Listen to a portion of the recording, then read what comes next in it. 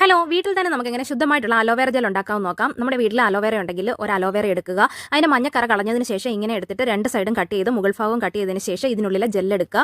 ഇനി ഇത് just വെള്ളത്തിലിട്ടൊന്ന് wash ചെയ്തെടുക്കണം. യാതൊരു വിധത്തിലുള്ള ഇറിറ്റേഷനും ഉണ്ടാകാതിരിക്കാൻ വേണ്ടിയിട്ടാണ്. ഇനി ഇതൊരു മിക്സിയുടെ ജാറിലിട്ട് അടിച്ച് അതിന്റെ ജ്യൂസ് എടുക്കുക.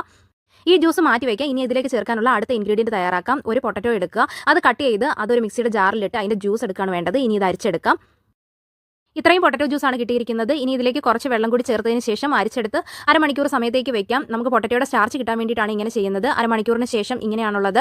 ഇനി ഇതിന് മുകളിലുള്ള ആ വെള്ളം കളഞ്ഞതിന് ശേഷം നോക്കുമ്പോൾ സ്റ്റാർച്ച് അടിഞ്ഞിട്ടുണ്ടാവും. നല്ല വെളുത്ത സ്റ്റാർച്ച് കിട്ടുന്നതിന് വേണ്ടിയിട്ട് 2-3 പ്രാവശ്യം വീണ്ടും വെള്ളം ഒഴിക്കുക, കളയുക, അങ്ങനെ റിപ്പീറ്റ് ചെയ്യുക. ഫൈനലി ഇത്രയും സ്റ്റാർച്ച് നമുക്ക് കിട്ടിയിട്ടുണ്ട്. ഇനി നമ്മൾ ചെയ്യേണ്ടത് ചൂട് കട്ടിയുള്ള ഒരു പാത്രത്തിലേക്ക് അലോവേറ ജ്യൂസ് ഒഴിക്കുക. അതിലേക്ക് കുറച്ച് സ്റ്റാർച്ച് മാത്രം ഇടുക. നന്നായിട്ട് മിക്സ് ചെയ്യുക. മിക്സ് ചെയ്തതിന് ശേഷം ഡബിൾ ബോയിൽ ചെയ്യുകയാണ് വേണ്ടത്. നന്നായിട്ട് ഇളക്കി കൊടുക്കണം. അവസാനം ഇതൊരു ജെൽ പരുവത്തിലായിട്ടുണ്ടാവും. ഇനി ഇതിലേക്ക് ഒരു വൈറ്റമിൻ ഇ ക്യാപ്സൂൾ കൂടി ആഡ് ചെയ്യുക. നന്നായിട്ട് മിക്സ് ചെയ്യുക. ഒരു കണ്ടെയ്നറിൽ സൂക്ഷിക്കാവുന്നതാണ്. എത്ര ദിവസം വേണമെങ്കിലും നമുക്ക് പ്യൂർ ആയിട്ടുള്ള അലോവേറ ജെൽ ഇതുപോലെ ഉണ്ടാക്കി സൂക്ഷിക്കാം.